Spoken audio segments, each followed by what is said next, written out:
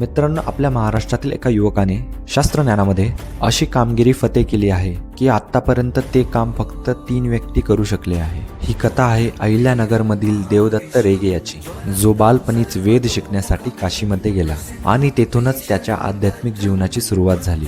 देवव्रतने वयाच्या 19व्या वर्षी दंडक्रम नामक पारायणाचे जप केले आणि हा ग्रंथ इतका कठीण आहे की त्यातील शब्द संयोजन जवळजवळ 25 लाखांपर्यंत पोहोचते आणि देवव्रतने हे कार्य त्याच्या स्मरणशक्तीच्या जोरावर अवघ्या 50 दिवसात संपन्न केले.